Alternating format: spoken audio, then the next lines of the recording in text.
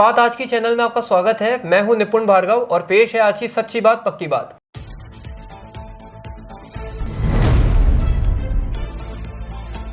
भाजपा अल्पसंख्यक मोर्चा का संभागीय स्तरीय प्रदर्शन, अजमेर के कलेक्ट्रेट पर किया गया नाराजगी का इजहार।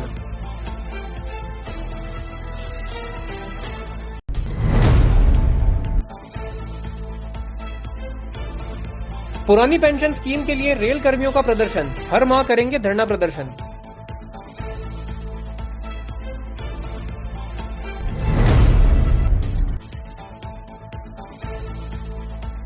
गुर्जर समाज की रैली के लिए राजपूतों का विरोध, फर्जी सोशल अकाउंट से टिप्पणी करने वालों पर कार्रवाई की मांग।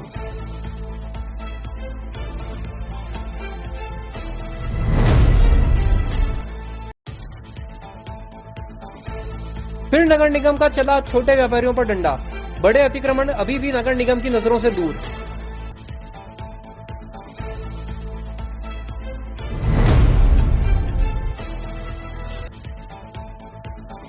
तीर्थ नगरी पुष्कर के पंचकुंड स्थित नागकुंड में भरा मेला, नाग देवता की करी पूजा अर्चना।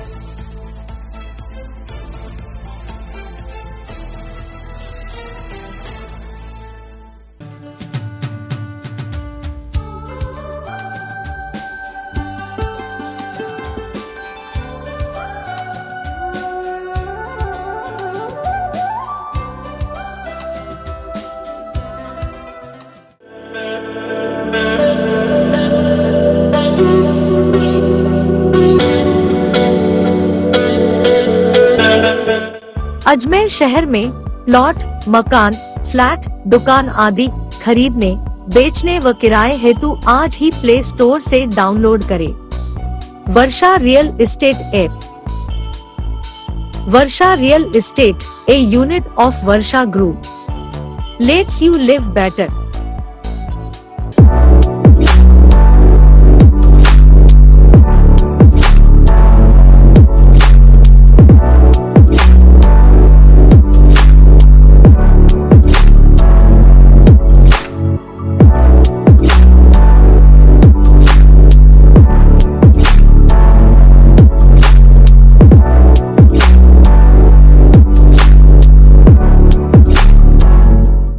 RS hospital, the name of trust, doctor Jayaprakash Kewalani के सानिध्य में सुपर स्पेशलिटी चिकित्सा सुविधाएं, ऑर्थोपेडिक सर्जरी, न्यूरो एवं spine, urology, general surgery, asthma, दमा, श्वास, टीबी, नाक कान गला और साथ ही मुख्यमंत्री स्वास्थ्य बीमा योजना के अंतर्गत निःशुल्क इलाज हेतु अनुबंधित हॉस्पिटल, 24 घंटे आपातकालीन सेवाएं, digital X ray, pathology lab, pharmacy.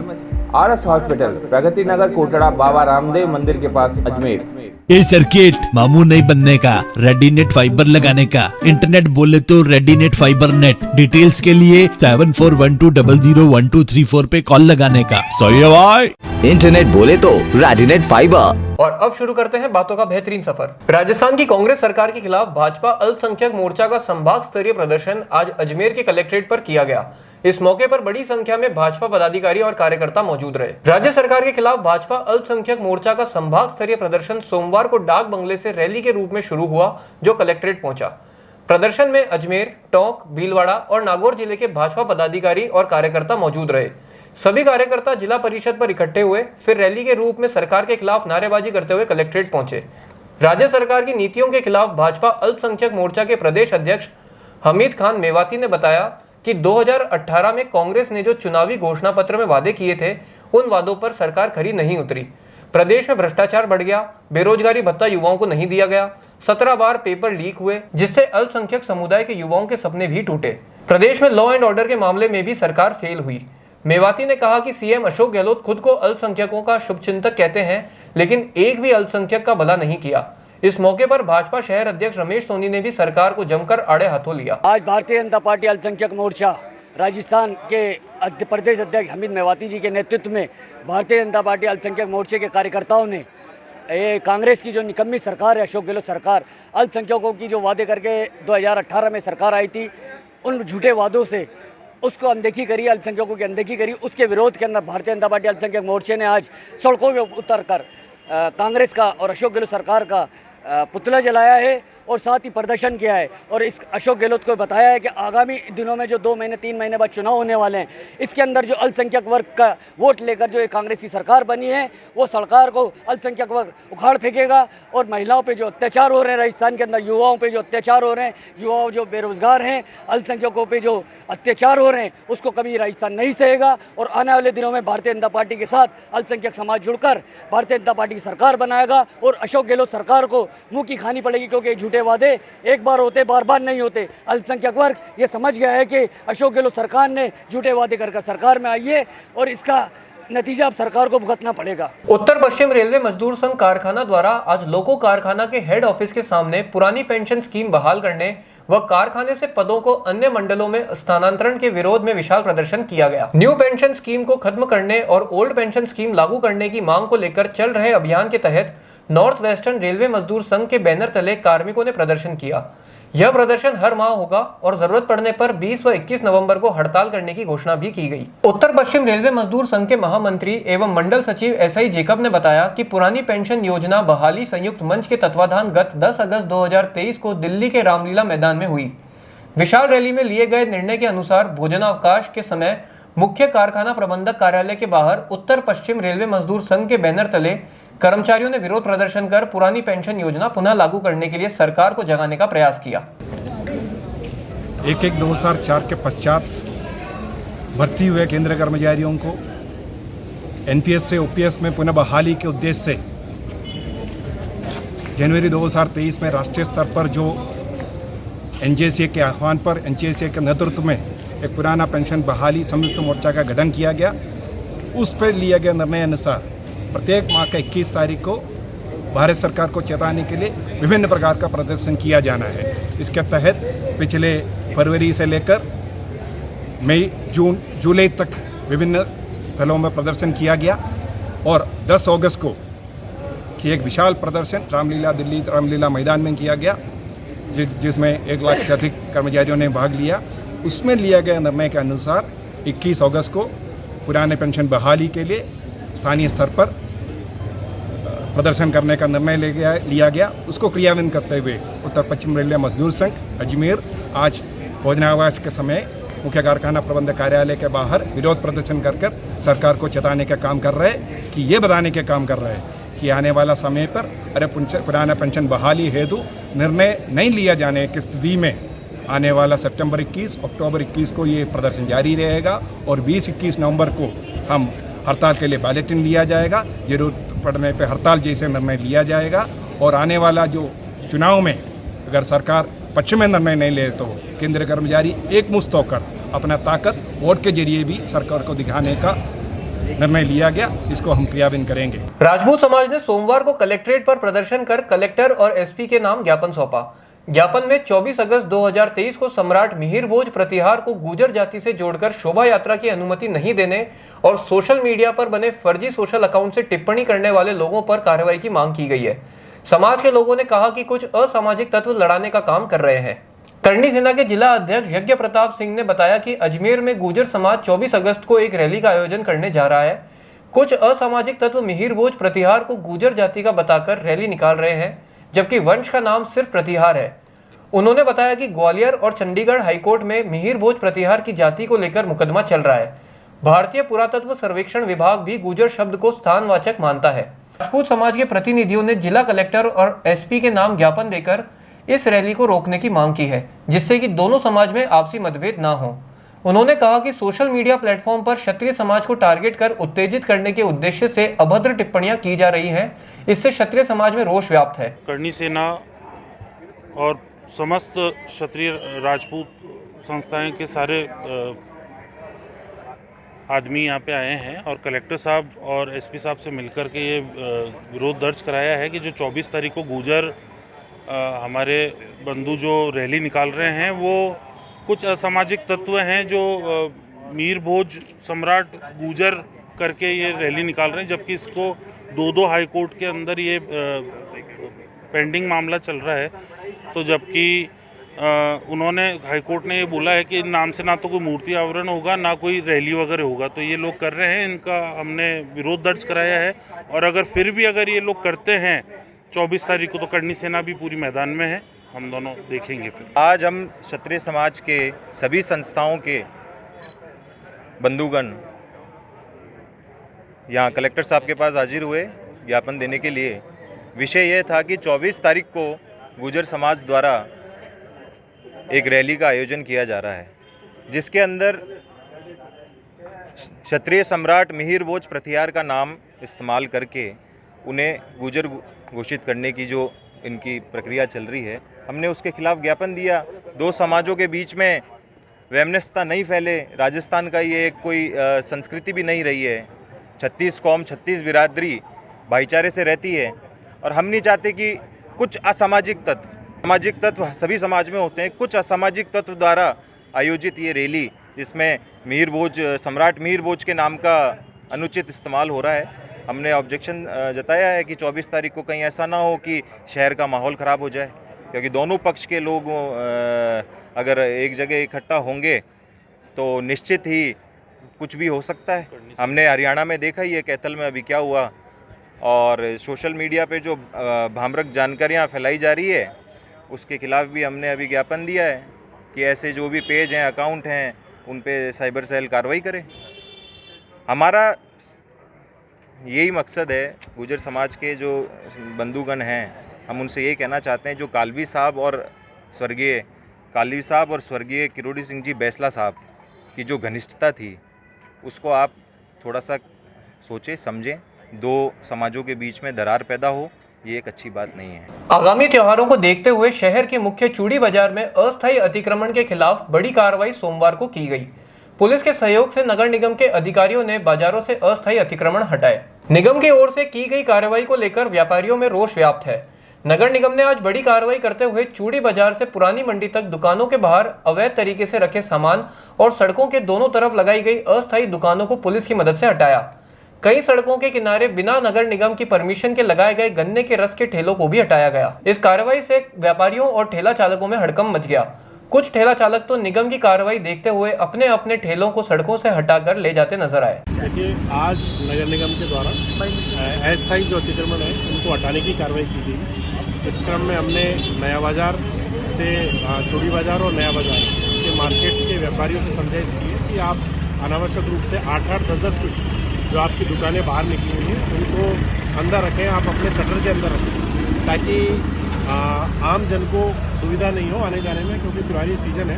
इस वजह से लोग बाइक्स लेके आते हैं, 4 व्हीलर लेके आते हैं और वहाँ पर रोड पर जाम लग जाता है। इस वजह से इस कार्रवाई को दी गई है और आगे भी ये कार्रवाई जारी रहेगी। श्रावण शुक्ल पंचमी के मौके पर सोमवार को तीर्थ नगरी के पंचकुंड स्थित नाग कुंड में मेला भरा। श्रद्धालुओं ने नाग कुंड में स्नान कर नाग देवता की पूजा अर्चना कर नाग सर्प दोष से मुक्ति की कामना की।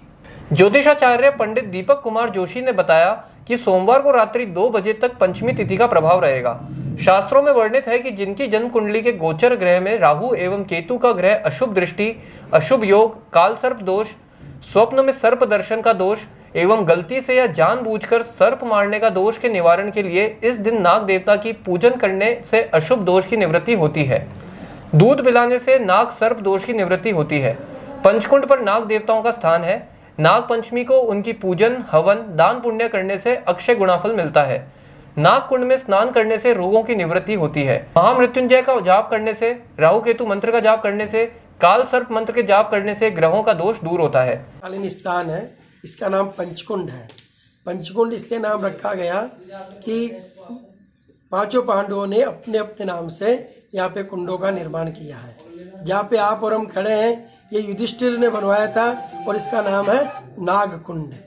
नाग कुंड का महत्व, अगर किसी की भी कुंडली के अंदर काल सर्प योग रहता है तो इस कुंड के ऊपर उनके नाग काल सर्प योग का निवारण की पूजा संपन्न होती है। और यहाँ पे महाभारत कालीन ही मनसा देवी की 5000 साल पुरानी मूर्ति है। आज नाग पंचमी है और नाग पंचमी के दिन विशेष पर्व बताया गया है कि जिसके भी काल सर्प योग होता है, अगर वो कोई पूजा कराने में सक्षम नहीं है तो इस नाग कुंड में स्नान करने से भी उसकी काल सर्प योग दूर हो जाता है। तो जी 5 पांडव के नाम से पंचकुंड कहते हैं। दूसरा ये पांडव मंदिर है, पांडव, द्रौपदी, कृष्ण। हाँ जी, ये नाग कुंड है, उधर नागेश्वर महादेव ये नाग मंदिर है। यहाँ धर्मराज युधिष्ठिर 5 भाई पांडव आए थे और यहाँ कुछ दिन तो पहले तो अज्ञातवास में भी आए। उसके बाद पिंडदान, जब महाभारत हुई थी, महाभारत के पूर्णाहुति हो गई थी, उसके बाद में यहाँ पिंडदान करने आए थे। पिंडदान की मुहूर्त थी सोमवती अमावस्या। सोमवती अमावस्या में आई नहीं, इसलिए उन्होंने बगैर पिंडदान किए हुए यहाँ से हिमालय को गमन कर गए थे। दूसरा, आपको प्रामाणिकता देखना है तो स्कंद पुराण में इसका पूर्ण रूपेण वर्णित है। जी, ये 5 पांडव के नाम से स्थान प्रसिद्ध है। अब लेते हैं एक छोटा सा विराम, जल्दी मिलते हैं एक नए सफर पर।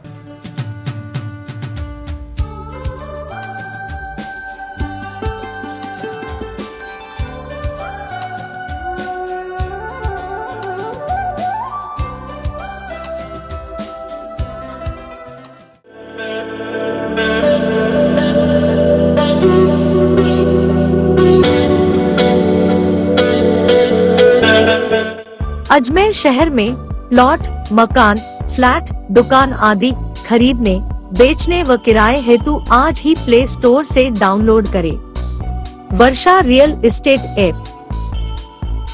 वर्षा real estate, a unit of Varsha group, lets you live better.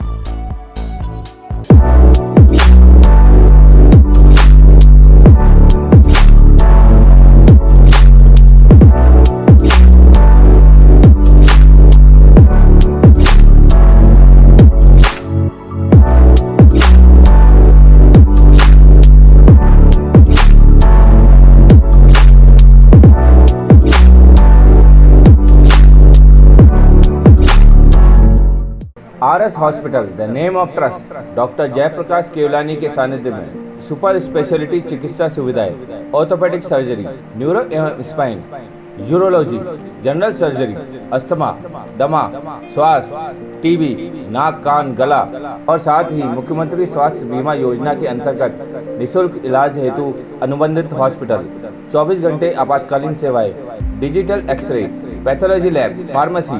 RS hospital, Pragati Nagar, Kotda, Baba Ramdev मंदिर के पास, अजमेर। ये सर्किट मामू नहीं बनने का, रेडीनेट फाइबर लगाने का। इंटरनेट बोले तो रेडीनेट फाइबर नेट। डिटेल्स के लिए 7412001234 पे कॉल लगाने का। सही है भाई। इंटरनेट बोले तो रेडीनेट फाइबर। एक बार फिर आपका स्वागत है। आइए चलते हैं एक नए सफर पर। राजस्थान प्रदेश कांग्रेस कमेटी के प्रदेश अध्यक्ष गोविंद सिंह डोटासरा जी के निर्देशानुसार दक्षिण ब्लॉक ए के अध्यक्ष निर्मल बेरवाल व दक्षिण ब्लॉक बी के अध्यक्ष पवन ओड द्वारा कार्यकारिणी की प्रथम बैठक में नवनियुक्त पदाधिकारियों का स्वागत दक्षिण विधानसभा क्षेत्र के नानकी पैलेस पर किया गया। अजमेर शहर जिला कांग्रेस कमेटी के निवर्तमान अध्यक्ष विजय जैन व अजमेर दक्षिण विधानसभा कांग्रेस प्रत्याशी हेमंत भाटी की अध्यक्षता में मीटिंग का आयोजन रखा गया, जिसमें नवनियुक्त पदाधिकारियों को संगठन में मजबूती से कार्य करने के दिशा निर्देश दिए गए। इस मौके पर नवनियुक्त ब्लॉक पदाधिकारी व कार्यकारी सदस्यों को नियुक्ति पत्र दिए गए। इस मौके पर मंडल अध्यक्ष मनीष सेन, लियाकत अली, संजय यादव, उमेश बुंदेल, राजू सबलानिया, हरीश जोनवाल, विनोद आसनानी, अशोक महावर, पूरण सिंह राठौड़, शीतल जोनवाल, गुरबाक्ष लबाना, महादेव बडाना इत्यादि कांग्रेस कार्यकर्ता मौजूद थे। नई कार्यकारिणी का मैं हार्दिक स्वागत करता हूं, आप सभी को बहुत बहुत बधाई देता हूं। जी सर, क्या मीटिंग थी? आज हमारे अजमेर शहर जिला कांग्रेस कमेटी, हमारे प्रदेश अध्यक्ष डोटासरा जी के द्वारा हमारी जो दोनों ब्लॉक ए और बे अजमेर दक्षिण की कार्यकारिणी की जो घोषणा हुई थी, आज हमने हेमंत भाटी जी के अध्यक्षता में, हमारे शहर अध्यक्ष विजय जैन की मुख्य अतिथि की अध्यक्षता में हमने सभी को नियुक्ति पत्र दिए हैं और आने वाले आगामी विधानसभा चुनाव को मद्देनजर रखते हुए सभी को एक मंच पे आकर के अपने संगठन को मजबूत करने के लिए कहा है। और हमने अभी ये देखिए कि हमने 11 ब्लॉक, हमारे दोनों ब्लॉकों के अंदर 11 मंडल अध्यक्ष बनाए गए। उन मंडल अध्यक्षों के बाद अब हम वार्ड अध्यक्ष बनाएंगे, वार्ड अध्यक्ष के बाद हम पन्ना प्रमुख बनाएंगे। हमारे यानी ये देखिए कि संगठन के अंदर पद की कोई कमी नहीं है। और आने वाले विधानसभा चुनाव को देखते हुए हम इस बार अजमेर शहर दक्षिण के अंदर कांग्रेस का परचम लहराएंगे और कांग्रेस विजय होगी। आने वाले समय चुनाव के अंदर आप देखिए कि आज जो हमारे नवनियुक्त पदाधिकारी हो, हर पदाधिकारी के साथ में 10 कार्यकर्ता अलग से आए थे। हमारे 51 की कार्यकारिणी है, मगर आज आप देखिए कि वहाँ पर ऐसा लग रहा था जैसे कोई एक बहुत बड़ी मीटिंग हो रही है। तो यही कारण है कि आज हमसे जो कार्यकर्ता जुड़े हैं वो उन्होंने हेमंत भाटी का मनोबल बढ़ाया है। आने वाले चुनाव के अंदर इसका आपको नतीजा मिला है कि हेमंत भाटी अधिक से अधिक संख्या से विजय घोषित होंगे। क्या मीटिंग, कौन सी मीटिंग थी आज का हमारा राजस्थान प्रदेश कांग्रेस कमेटी के प्रदेशाध्यक्ष आदरणीय गोविंद सिंह जी डोटासरा जी के दिशा निर्देशानुसार दक्षिण विधानसभा के ब्लॉक अ और ब्लॉक ब की कार्यकारिणी का हमने आज यहाँ पर माल्यार्पण कर अभिनंदन और स्वागत किया है। इस कार्यकारिणी में दक्षिण ब्लॉक अ और ब के समस्त पदाधिकारी मौजूद रहे हैं। आगामी विधानसभा चुनाव को लेकर किस प्रकार कार्य करना है, विस्तृत जानकारी हमने कार्यकारिणी को दी है और इनको आज हमने नियुक्ति पत्र दिए हैं। इस तरह के हमने सभी को पदाधिकारियों के नियुक्ति पत्र दिए हैं। जिन पद पर वे आसीन हैं उन पद पर हमें नियुक्ति पत्र दिए हैं। ये नियुक्ति पत्र अजमेर शहर जिला कांग्रेस कमेटी के अध्यक्ष आदरणीय विजय जैन और दक्षिण प्रत्याशी राजस्थान प्रदेश कांग्रेस कमेटी के सदस्य आदरणीय हेमंत भाटी जी की अध्यक्षता में और ब्लॉक अध्यक्ष निर्मल बेरवाल और पवन ओड की अध्यक्षता में ये नियुक्ति पत्र बांटे गए हैं और आगामी विधानसभा में कार्यकर्ताओं को राजस्थान की जन कल्याणकारी योजनाओं के साथ में उनकी जानकारी देकर, विस्तृत जानकारी देकर आपका नाम? आम पब्लिक को हम कांग्रेस के पक्ष में मतदान करवाएंगे। पवन ओड ब्लॉक अध्यक्ष। अजमेर में सोमवार को भोले के जयकारे के साथ लोग पुष्कर से पवित्र जल लेकर कावड़ के साथ अजमेर शहर के विभिन्न मंदिरों में पहुंचे। अजमेर के हाथीखेड़ा के सरपंच लाल सिंह रावत ने हाथीखेड़ा गांव के कोटेश्वर मंदिर में भोलेनाथ का फूलों से श्रृंगार किया, जिसे देखने के लिए क्षेत्रवासी उमड़ रहे हैं। अजमेर के विभिन्न शिव मंदिरों में भगवान शिव का जलाभिषेक करने के लिए सोमवार को निकली विशाल कावड़ यात्रा का अजमेर के विभिन्न इलाकों में जोरदार स्वागत किया गया है। कावड़िए बोल बम हर हर महादेव, भोले की फौज करेगी मौज जैसे उद्घोष करते हुए निकले तो पूरी अजमेर नगरी शिव के रंग में रंग गई। कोटेश्वर महादेव मंदिर हाथीखेड़ा के लिए लगभग 500 से ज्यादा कावड़िए डीजे साउंड और ढोलों की धुन पर नाचते गाते बम भोले के जयकारे लगाते हुए विभिन्न मार्गों से गुजरते हुए हाथीखेड़ा कोटेश्वर महादेव मंदिर पहुंचे। कावड़ यात्रा में शिव भक्त सरपंच लाल सिंह रावत भी हाथ में कावड़ लेकर पैदल पैदल कावड़ियों के साथ चल रहे थे। कावड़ यात्रा में महिलाएं भी भागीदारी निभा रही थी। हाथीखेड़ा सरपंच लाल सिंह रावत ने बताया कि पुष्कर से लाए पवित्र जल के द्वारा कोटेश्वर महादेव का अभिषेक किया जाएगा। शाम को महाआरती के बाद सभी के लिए भोजन प्रसादी की व्यवस्था भी की गई है। यात्रा हर साल की बात इस बार भी आई है और इस 7वीं पैदल यात्रा है हमारी। यहाँ हाथीखेड़ा गांव में के अंदर कोटेश्वर महादेव जी का मंदिर है, स्वतः प्रकट मंदिर है मराठा कालीन, वहाँ पे हर साल लेके जाती है। ये 7वीं पैदल यात्रा है हमारी। महिला भी है, बच्चे भी है, इसमें 80 साल की बुजुर्ग महिला भी है जो कावड़ लेके आई है। पुष्कर से हर सालाना पैदल आते हैं, कावड़ लेके आए हैं। इस कावड़ के ले जाने गाँव के बाद में सेजदारा प्रोग्राम में, सेजदारा के बाद के अंदर श्रृंगार, फिर भोजन प्रसादी भंडार, करीबन 500 से ज़्यादा ही है। आगे सेजदारा है, फिर भोजन प्रसादी है। राजस्थान के मुख्यमंत्री अशोक गहलोत द्वारा राजस्थान की महिलाओं को फ्री स्मार्टफोन देने के अभियान की जानकारी ज्यादा से ज्यादा लोगों तक पहुंचे, इसके लिए आज प्रशासन की ओर से एक वैन को हरी झंडी दिखाकर गांव व ढाणी में रवाना किया गया। अतिरिक्त जिला कलेक्टर राजेंद्र सिंह ने बताया कि राजस्थान में इंदिरा गांधी स्मार्टफोन योजना शुरू की जा चुकी है। इस योजना के तहत चिरंजीवी परिवार की महिलाओं को स्मार्टफोन दिया जा रहा है। सीएम अशोक गहलोत ने पिछले साल मुफ्त स्मार्टफोन देने का ऐलान किया था। अब 1.5 साल इंतजार करने के बाद सरकार की इस योजना को अमल में लाया जा रहा है। प्रदेश की कुल 1,40,00,000 महिलाओं को मोबाइल दिए जाएंगे, लेकिन पहले फेज में सिर्फ 40,000 महिलाओं को मुफ्त स्मार्टफोन मिलेंगे।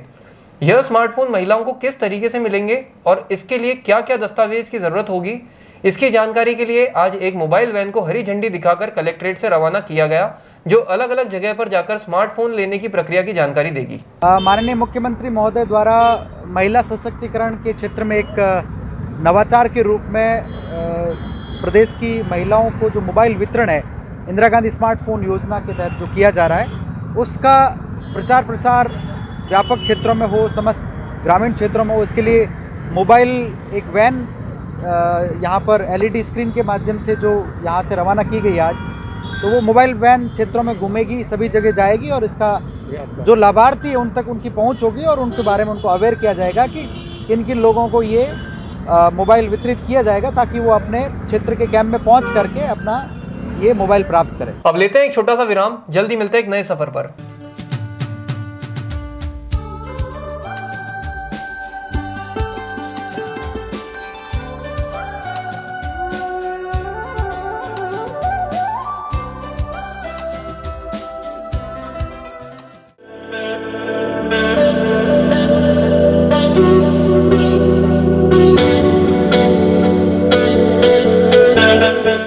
अजमेर शहर में प्लॉट, मकान, फ्लैट, दुकान आदि खरीदने, बेचने व किराए हेतु आज ही प्ले स्टोर से डाउनलोड करें Varsha real estate app. Varsha Real Estate, a unit of Varsha Group. Lets you live better.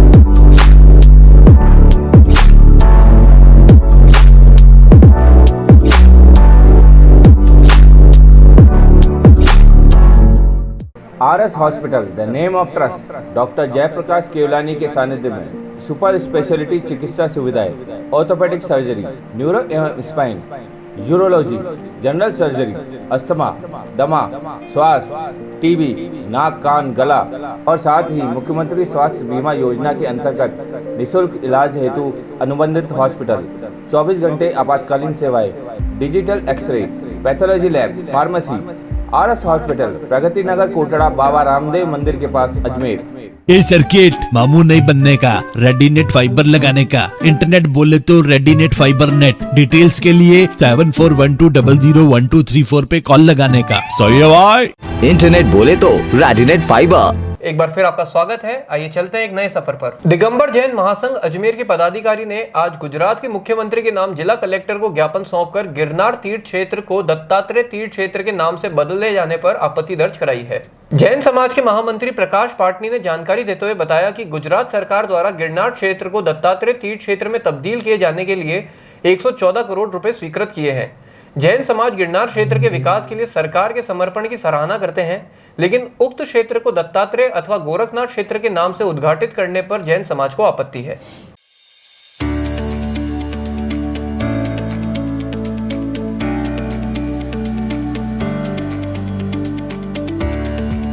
Jain समाज के 22वें तीर्थंकर भगवान नेमीनाथ का एक हमारा जो पवित्र तीर्थ स्थान है जूनागढ़ स्थित गिरनार, उसका नाम बदलने की वहाँ की जो स्थानीय सरकार है वहाँ उसका नाम बदल रहे हैं और उसको नाम बदल करके उसका दत्तात्रेय पर्वत उसका नाम कर रहे हैं। और जो हमारा जो 1500 साल पुराना जो इतिहास है जैन समाज का, उसको बदलने की कुचेष्टा की जा रही है। उसको जैन समाज कतई बर्दाश्त नहीं करेगा। जितने भी वहाँ पे हमारे जो तीर्थ वो जो बनी हुई हैं, गुमटियाँ वगैरह बने, उनका भी नाम व्यक्तिगत रूप से उसका बदला जा रहा है।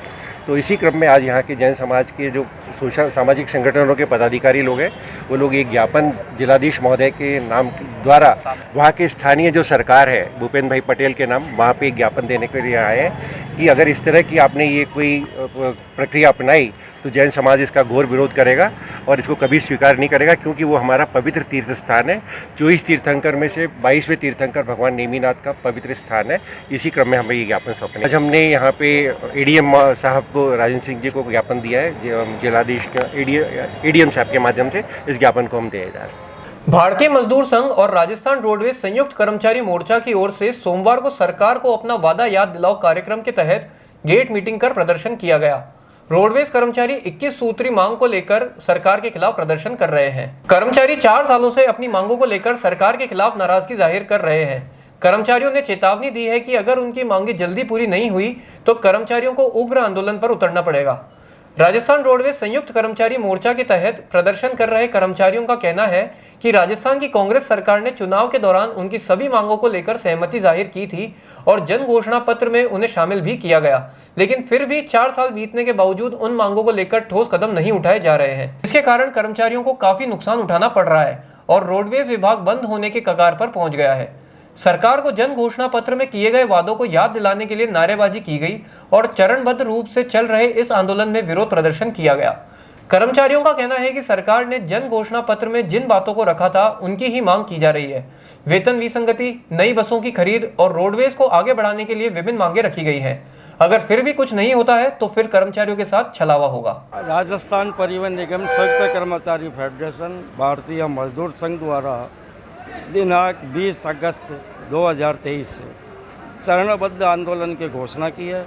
उसी क्रम में आज दिनांक 21 को केंद्रीय बस स्टैंड अजमेर पर एक आम सभा का आयोजन किया गया है और आम सभा के माध्यम से भारतीय मजदूर संघ किस तरह से आंदोलन करने जा रहा है उसकी रूपरेखा समझाई है। इसी कड़ी में हम 28 सितंबर से 5 अक्टूबर तक मुख्य सिंधी कैंप बस स्टैंड पर प्रतिदिन जो है अलग अलग संभागों का कर्मी अनशन करेंगे और जो अन्य श्रमिक संगठन जो चक्का जाम की घोषणा कर रहे हैं उससे राजस्थान रोडवेज का भला नहीं हो सकता है, उसको भी जो है हमने इसमें प्रमुखता से लिया है। और आम कर्मचारी की हम ये राय जानना चाहते हैं कि हड़ताल के पक्ष में है या रोडवेज को बचाने के लिए। चक्का जाम अन्य संगठन कर रहे हैं, उसके न तो हमें कोई जानकारी है न कुछ है, संभावित वो है सितंबर महीने में करेंगे, लेकिन जो आम कर्मचारी का जो रुख है वो चक्का जाम से बिल्कुल भिन्न है और वो हमें आके बता रहे हैं कि हम चक्का जाम में शामिल नहीं हैं। तो इसलिए जो है हमने भी ये चरणबद्ध आंदोलन करके प्रत्येक आगार में जाके ये समझाइश कर रहे हैं। देखिए, वर्ष 2018 में जब रोडवेज के सभी श्रमिक संगठन विभिन्न मांगों को लेकर के आंदोलनरत थे तो वर्तमान सरकार के कई कद्दावर नेता श्रमिक संगठनों के मंच पर आए थे और उन्होंने उन्हें संबोधित करते हुए रोडवेज को नई गाड़ियां देने, रोडवेज में नई नियुक्तियां देने, रोडवेज कर्मचारियों को 7वां वेतन 1/1/2016 से देने एवं अन्य घोषणाएं की थी। सरकार का जो मैनिफेस्टो था उसमें भी रोडवेज के विभाग के लिए, कर्मचारियों के लिए बहुत घोषणाएं की गई थी, लेकिन विगत 4 सालों में सरकार की तरफ से अपने वादों के मुताबिक घोषणाओं की पूर्ति नहीं हुई है। मात्र और मात्र ठेका कर्मचारियों के माध्यम से, अनुबंध के कर्मचारियों के माध्यम से, अनुबंध की वाहनों के माध्यम से रोडवेज कर्मचारियों को किसी भी प्रकार का जो वेतन में था वो 1/1/16 से नहीं देकर के 1/4/22 से दिया गया। रोडवेज कर्मचारियों को वर्तमान में भी वेतन पेंशन समय पर नहीं मिल रहे हैं। सेवानिवृत्त कर्मचारियों को परिलाभ भी बकाया हैं। ऐसे में रोडवेज कर्मचारी जो सरकार के घोषणा पत्र से बहुत ही आशान्वित था और सरकार से काफ़ी अपेक्षा कर रहा था, उसे निराश होना पड़ा है। और इन सब बातों को देख करके, क्योंकि माननीय मुख्यमंत्री महोदय ने कहा था कि आप हड़ताल न करें, हमसे बात करें, हम आपको बहुत कुछ देंगे। फेडरेशन ने विगत 4 साल में किसी प्रकार की हड़ताल का समर्थन नहीं किया और रोडवेज में सर्वोच्च तरह से बातचीत करी है, आंदोलन प्रदर्शन किए हैं, किंतु सरकार की तरफ से आज तक किसी प्रकार का कोई बुलावा परिवहन फेडरेशन दिल्ली से नहीं आने से हमारी बात सरकार तक नहीं पहुंची है। अब हम आगामी आंदोलन के इस चुनावी वर्ष में हम चरणबद्ध आंदोलन कर रहे हैं और जल्दी ही आज इस गेट मीटिंग के बाद में हम प्रदेश पर अनशन कार्यक्रम शुरू करेंगे और फिर सरकार तक अपनी बात पहुंचाने का हरसंभव प्रयास करेंगे। आशा है कि माननीय मुख्यमंत्री जो सभी तरह की कल्याणकारी योजना लागू कर रहे हैं वो जन कल्याणकारी विभाग के कर्मचारियों के और इस उद्योग के बारे में भी निश्चित रूप से अच्छी घोषणाएं करेंगे। अजमेर जिले की नर्सेस 33 दिनों से शांतिपूर्ण तरीके से अपनी 11 सूत्री मांग को लेकर विरोध प्रदर्शन कर रही हैं, लेकिन सरकार द्वारा कोई उचित समाधान नहीं होने के कारण कर्मचारियों का रोष उभर कर सामने आया है। जिला संयोजक महिपाल चौधरी ने बताया कि नर्सेज ने 33 दिनों से सांकेतिक विरोध क्रमिक धरना देकर सोमवार को भी आपातकालीन विभाग के सामने दूसरे दिन भी 2 घंटे की गेट मीटिंग रखी।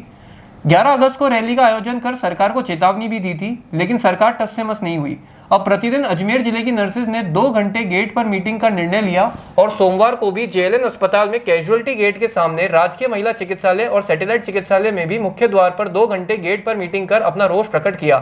चौधरी ने बताया कि फिर भी सरकार 24 अगस्त तक नर्सेज की मांगे नहीं मानती है तो 25 अगस्त को राजस्थान की संपूर्ण नर्सेज सामूहिक अवकाश लेकर राजधानी में महारैली करेगी और इससे जो चिकित्सा व्यवस्था बाधित होती है उसकी समस्त जिम्मेदारी राजस्थान सरकार की होगी। आज राजस्थान नर्सेज संयुक्त संघर्ष समिति के बैनर के नीचे JLN अस्पताल के सैटेलाइट अस्पताल के अंदर भाई कुलदीप जी मिश्रा के नेतृत्व में और प्रिया आनंद के नेतृत्व में सैटेलाइट अस्पताल में 2 घंटे मीटिंग करके कार्य बहिष्कार रखा गया और आगामी 25 तारीख को जयपुर के अंदर 17,000 नर्सेज एक रैली के रूप में SMS अस्पताल के गेट से लेकर हम निदेशालय का घेराव करेंगे।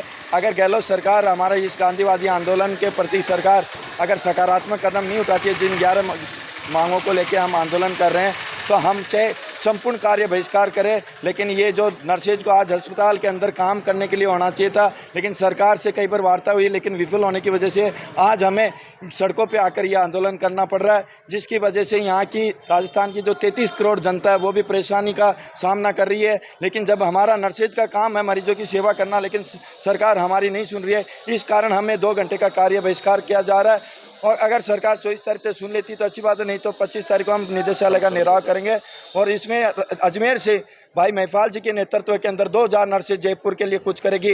मैं और सामूहिक उस दिन एक दिन का अवकाश भी रहेगी। पूरे राजस्थान के अंदर उस दिन पूरी चिकित्सा व्यवस्था चरमराई जाएगी। इसकी समझ जिम्मेदारी अजमेर के जिला प्रशासन की और राज्य सरकार की रहेगी। आज बस इतना ही। कल फिर होगी आपसे मुलाकात। तब तक के लिए दीजिए इजाजत। नमस्कार।